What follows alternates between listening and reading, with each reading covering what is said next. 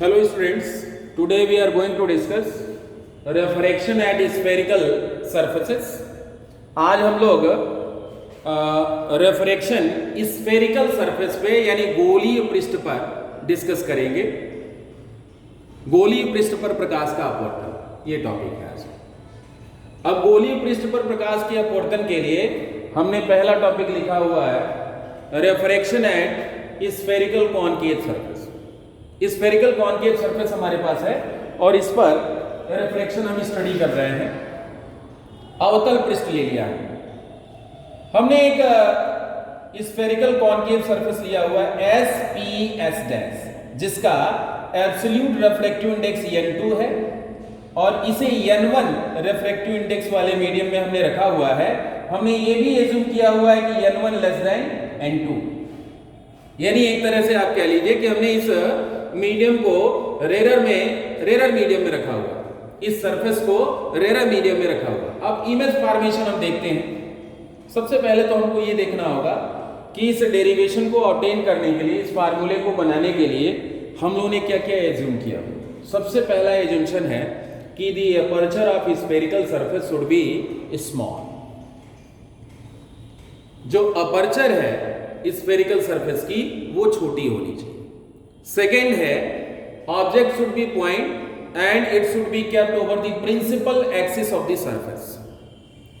यह object point होना चाहिए और इसे प्रिंसिपल एक्सिस पे हमको रखना होगा। और थर्ड है all the rays should be paraxial. जितनी भी रेज जो है, इसमें जितने भी किरण आरेख हम खींचेंगे उसमें कोई भी मार्जिनल रे लेने की कोशिश नहीं करेंगे हम, पैराक्सियल रेस होनी चाहिए। अब चलिए हम डिस्कशन करते हैं। इसको लिखने के लिए आप क्या लिखोगे? Let us suppose a spherical concave surface SPS dash of absolute refractive index N2 and is placed in a medium of absolute refractive index N1, let N1 less than N2। The image formation of point object को by the spherical concave surface has been shown in the figure। उसके बाद ये diagram आप बनाओ। यानी माना एक गोलीय अवतल पृष्ठ SPS डैश, इसका निरपेक्ष अपवर्तनांक N2 है, N1 अपवर्तनांक वाले माध्यम में रखा गया है। बिंदु वस्तु O का किरण आरेख निम्नवत है, ऐसे लिखोगे। अब इसमें आप देखें, यहां से हमने पहली जो रे ली हुई है प्रिंसिपल एक्सिस के अलोंग ली हुई है, ये पैरेलल निकल जाए। सेकेंड रे हम ये पैराक्सियल रेज कहीं इंसिडेंट कर रहे हैं, किस पॉइंट पे? ए पॉइंट। इसको समझने के लिए कि इंसिडेंट रे जब रिफ्रैक्शन होगा यानी रिफ्रेक्टेड रे होगी वो कैसे जाएगी, इसको समझने के लिए हमें नॉर्मल जो है ड्रा करना पड़ेगा। मैं ये एज्यूम कर ले रहा हूं कि C is the centre of curvature, ये वक्रता केंद्र है इस कॉनकेव सरफेस का। तो जब ये सेंटर ऑफ कर्वेचर है तो ये CAN यहां जो है ये नॉर्मल हो जाएगा, अभिलंब हो जाएगा। यह कोण क्या कह रहा है? यह एंगल ऑफ इंसिडेंस। अब हमको बहुत स्पष्ट रूप से ये पता है कि जब रेरर मीडियम से डेंसर मीडियम में रे जाती है तो आफ्टर रिफ्रैक्शन ये नॉर्मल की तरफ बेंड हो जाती है। तो यहां रिफ्रैक्शन होगा और ये नॉर्मल की तरफ बेंड होगी। और जब नॉर्मल की तरफ बेंड हो गई यानी नॉर्मल की तरफ झुक गई तो ये जो एंगल होगा, इस एंगल को हम कहेंगे एंगल ऑफ रिफ्रैक्शन। अब आप ये देखेंगे कि यह भी एक रिफ्रैक्टेड रे है और यह भी एक रिफ्रैक्टेड रे है, दोनों फ्यूचर में कहीं मिलने वाली नहीं है। और जब मिलने वाली नहीं है तो आगे तो इमेज बनने से रहा, इसलिए हम इसको बैक करेंगे। और इसको जब हम बैक करेंगे तो हम देख रहे हैं कि इसका आभासी प्रतिबिंब यानी वर्चुअल इमेज आई पॉइंट पे बन रहा है, आई पॉइंट पर बन रहा है। अब ये एंगल आई है तो ये एंगल आप देखें वर्टिकली अपोजिट एंगल से ये आर। अब हम पॉइंट ए पर स्नेल्स लॉ यूज कर सकते हैं। Using Snell's law at point A, rays are going from first medium to second medium. पहले मीडियम से दूसरे मीडियम में रेज आ रही है यानी 1n2 is equal to sine I upon sine R. 1n2 is equal to sine I upon sine R, ये हम लिख सकते हैं। और 1n2 को क्या लिखा जाता है? n2 upon n1। अभी अभी हमने कहा है कि ये रेज जो है पैराक्सियल ली गई हैं ऐसे कंडीशन में, और एपर्चर भी छोटा है, तो I और R दोनों की वैल्यू छोटी होंगी, और जब I और R दोनों की वैल्यू छोटी होंगी तो sine I is equal to I और sine R is equal to R लिख लेंगे। For small angles I and R, sine I is nearly equal to I and sine R is nearly equal to R। अब यहां से हम इसको क्या लिख सकते हैं? इसको हम लिख सकते हैं n2R is equal to n1I, and this is equation number first. ये इक्वेशन नंबर फर्स्ट हो। अब क्या करेंगे हम?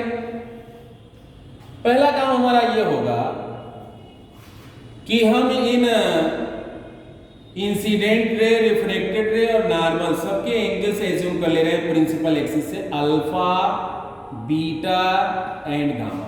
Alpha, beta and gamma. अब आप कुछ ट्रायंगल्स देखिए, इन ट्रायंगल्स OAC एंड IAC, आप देखें OAC में गामा कौन सा एंगल है? एक्सटीरियर एंगल है, बहिष्कोण।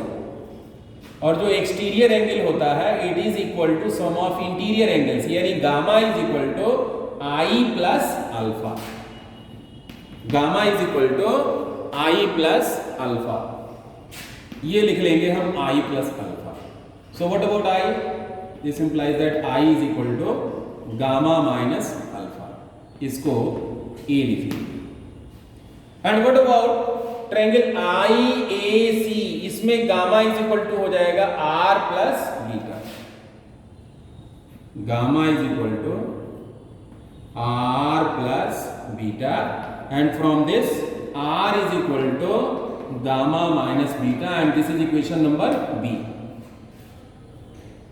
I की वैल्यू हो गई गामा माइनस अल्फा और R इज इक्वल टू हो गया गामा माइनस बीटा। इन दोनों को हम इक्वेशन फर्स्ट में प्लेस कर लेंगे। So from first what you can right?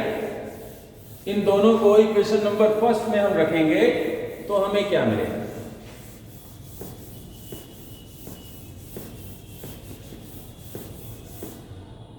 Equation first में हम प्लेस कर ले रहे हैं तो हम लिख पाएंगे n2R, R means gamma minus beta is equal to n1I, I means gamma minus alpha, ये हो जाएगा n2 minus n1 whole multiplied by gamma is equal to n2 beta minus n1 alpha। Equation number second, ये second equation. n2 minus n1 gamma is equal to n2 beta minus n1 alpha, ये हमने लिख लिया। अब हम क्या कर रहे हैं कि यहां से एक परपेंडिकुलर ड्रॉ कर रहे हैं इसके ऊपर, और हमने आप लोगों को बताया है कि अपर्चर काफी छोटा है इसका, और जब अपर्चर छोटा होगा तो पॉइंट A P के क्लोज होगा, और जब पॉइंट A P को अप्रोच करेगा तो यम जो है P को अप्रोच करेगा। यानी जितने भी डिस्टेंसेस हम यम से यहां पे लेंगे ज्योमेट्रिकली, वो फाइनली हम जो है P से एज्यूम कर सकते हैं, उसमें बहुत बड़ा एरर नहीं होगा। In right angle triangles, in right angle triangles, ये समकोण त्रिभुज मिल रहा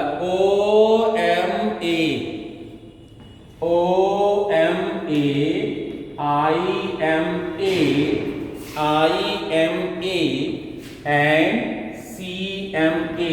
What you are seeing? In right angle triangles OMA, IMA and CMA, you are seeing that alpha is nearly equal to tan alpha। Alpha की value nearly किसके equal हो जाएगी? tan alpha. Raise जो है पैराक्सियल है alpha beta gamma तीनों जो है काफी छोटे होंगे। tan अल्फा कितना होगा, परपेंडिकुलर अपॉन बेस, परपेंडिकुलर को हम मान ले रहे हैं, इसको h मान ले रहे हैं, h, तो ये हो जाएगा h upon base is MO, और हमने अभी अभी बताया आपको कि MO is nearly equal to PO, h upon PO, and this is equal to h upon PO। क्या है PO? जो है ऑब्जेक्ट डिस्टेंस है, ये रेज जो है लेफ्ट टू राइट जा रही है, मेजर किधर कर रहे हैं, राइट टू लेफ्ट, इसलिए ये डिस्टेंस क्या हो जाएगा, माइनस u, ये ऑब्जेक्ट डिस्टेंस हो गया माइनस u, ये डिस्टेंस कितना हो जाएगा, माइनस v, और ये क्या है, minus r। Object distance, image distance and radius of curvature. तो IMA ये जो है PO is equal to minus u लिख लिया। Similarly beta is nearly equal to tan beta that is equal to h upon beta is equal to h upon mi, and mi is nearly equal to pi is equal to minus b।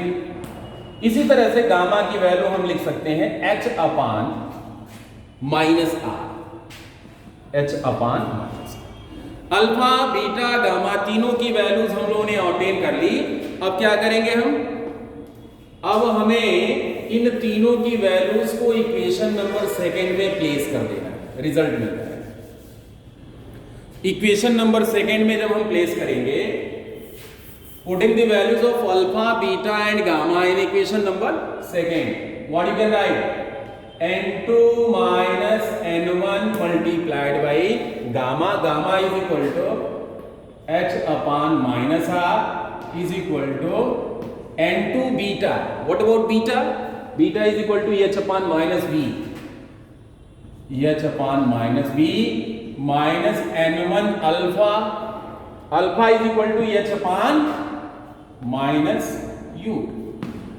अब दोनों side में h h h, बल्कि minus h cancel कर लीजिए, negative sign भी cancel हो जाएगा, h भी कैंसिल हो जाएगा। रिजल्ट क्या मिलेगा, पहले हम राइट हैंड साइड को लिख ले रहे हैं, n2 upon v minus n1 upon u is equal to n2 minus n1 upon r। ये फार्मूला मिल गया हमको। जब ऑब्जेक्ट रेरर मीडियम में यानी n1 वाले मीडियम में रखा गया, लेकिन यही ऑब्जेक्ट अगर डेंसर मीडियम में रखा गया होता, n2 वाले जो है मीडियम में रखा गया होता, तो ये फार्मूला हो जाएगा n1 upon v minus n2 upon u is equal to n1 minus n2 upon r। यानी कुछ नहीं करना होगा, अगर ऑब्जेक्ट को 1 से 2 में किया तो 1 की जगह 2 और 2 की जगह 1 कर देंगे इस फार्मूले में, और कुछ नहीं करना है, फार्मूला वही मिलेगा। अब हम ये एज्यूम कर रहे हैं कि n2 अपान n1 यानी 1 n2 की वैल्यू n है। I am assuming that the refractive index of second medium with respect to first medium is equal to n। तो अगर ऐसा है तो n1 से दोनों साइड में डिवाइड कर दीजिए, n2 upon n1 upon v minus 1 upon u is equal to n2 upon n1 minus 1 upon r हो जाएगा। और ये क्या मिलेगा, n upon v minus 1 upon u is equal to n minus 1 upon r। ये formula मिल रहा है। अगर ऑब्जेक्ट रेरर मीडियम में रखा हुआ है और डेंसर मीडियम का रिफ्रैक्टिव इंडेक्स रेरर के रेस्पेक्ट में n है, तो फार्मूला होता है n upon v minus 1 upon u is equal to n minus 1 upon r। और इसका उल्टा अगर ऑब्जेक्ट डेंसर मीडियम में रखा गया है तो ये फार्मूला हो जाएगा 1 upon v minus n upon u is equal to 1 minus n upon. क्यों? क्योंकि ये n1 हो जाएगा और ये n2 हो जाएगा, ये n1 हो जाएगा और ये n2 हो जाएगा, फिर n1 से डिवाइड कर देंगे तो वो रिजल्ट हमें मिल जाएगा। That's all for today, thanks.